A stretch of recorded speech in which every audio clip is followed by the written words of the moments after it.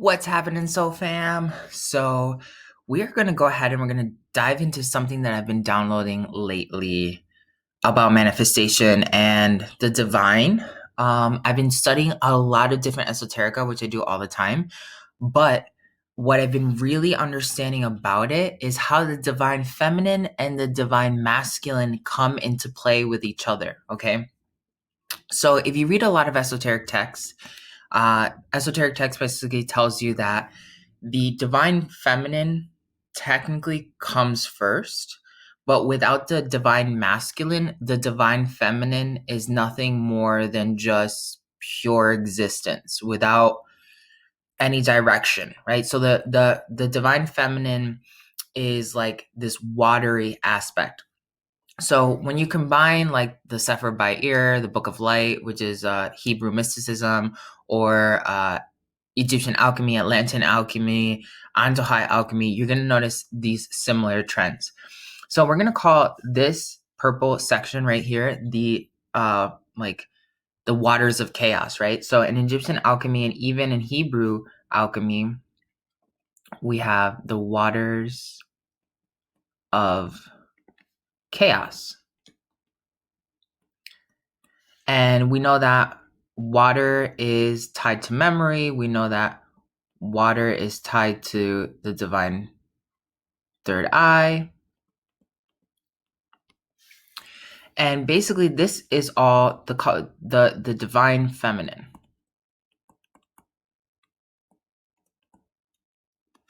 So when you read a lot of esoterica, especially like Egyptian alchemy will start talking about the noon, which noon is like the waters of chaos, like I said, and that from the waters of chaos was first consciousness. So when all of this became aware of itself, okay, that middle point, when we're going to mark that right here, the moment where the waters of chaos were like, oh, I'm alive, that sprouted the divine masculine.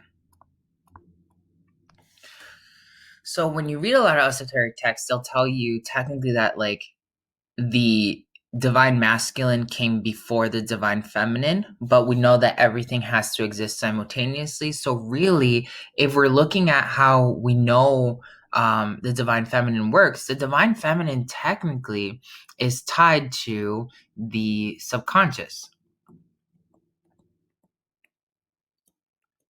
And since the divine feminine is tied to the subconscious, we know that it's also heavily linked to unconscious states. All right. So when you become conscious, you step into the divine masculine. So then when you read Egyptian alchemy, first the waters of chaos had to become aware of itself. So it went from being divine feminine into divine masculine, embodying itself. From the divine masculine, or like this duality concept here that we're talking about, I'm going to change the ink too, sprouted in Egyptian alchemy a being called Adam Ra. Okay. So Adam Ra was male, but he had also female properties. Okay. So Adam Ra then ends up birthing through like the waters of chaos, again, waters of chaos. And through his own water or his own vibration of water, he ends up birthing the world or earth. Okay. So when you're looking at this, the way that divine masculine, divine feminine come into existence, like the divine feminine is everywhere. The divine feminine technically, we're gonna switch another ink here. The divine feminine is technically everything that encompasses consciousness. Because if we were to not have the divine feminine, which the divine feminine is technically just the universe or the void. Okay? So the divine feminine is encompassing and harboring inside of itself the divine masculine. From the divine feminine had to become the divine masculine, which was conscious of itself, and then it created another divine masculine that created another divine like aspect of itself in femininity that created the world. The world is technically a conscious construct, meaning that it's male in nature, okay? And that male aspect is encompassed again inside of the divine feminine.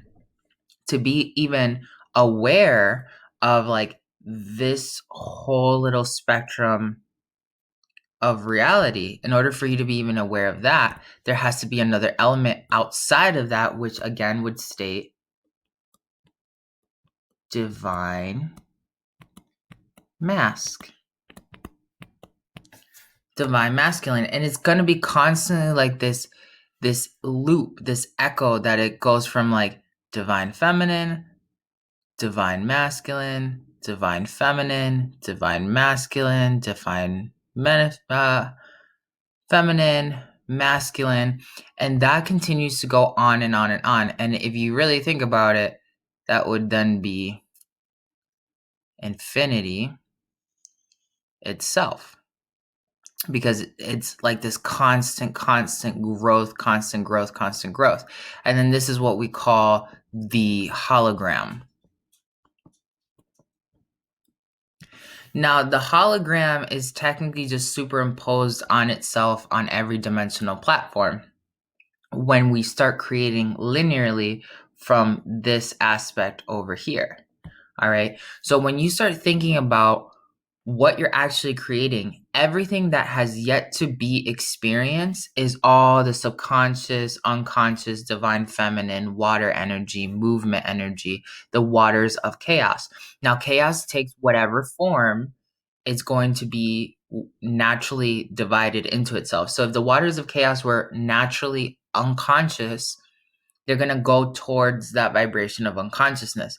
But within this spectrum still lies infinity, right?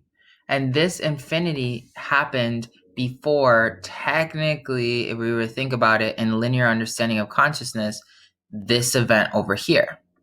But this event that we're talking about with the hologram had to exist simultaneously with that event.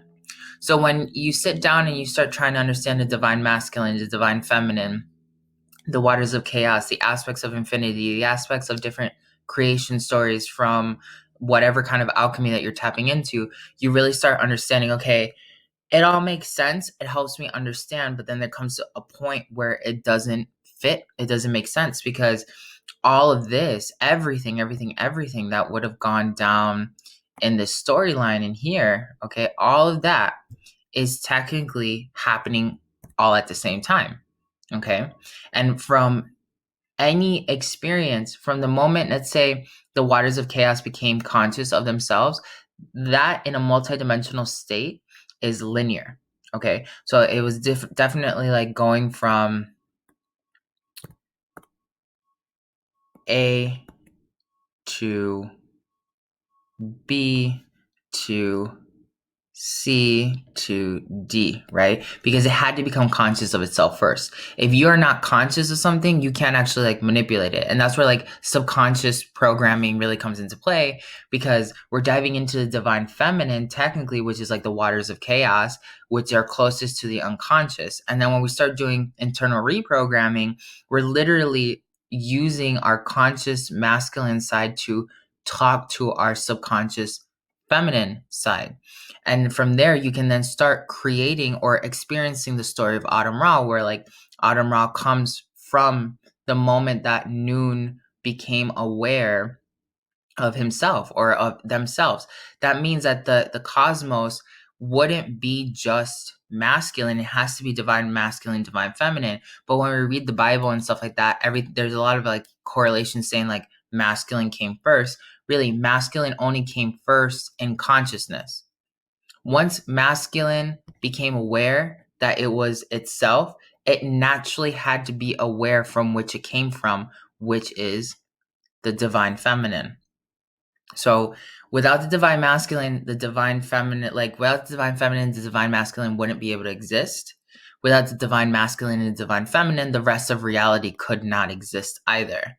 So when you start thinking about, oh, I am going to ostracize people who are more feminine, or I'm going to ostracize people who are more masculine, or I'm going to suppress my masculinity, or I'm going to suppress my femininity, all of that plays into like this greater scope of you suppressing the cosmos itself, okay? Because the cosmos would state that both have to exist. And then there's going to be like, not only like they're both happening all at the same time, but similarly, they're going one after the other and back and forth. So that's why the esoteric texts as well tell you that, like, if you try to understand infinity, you are literally going to lose your mind. That's all I got for you today. So I'm sending you lots of love. Comment, share, and I'll see you in our next episode.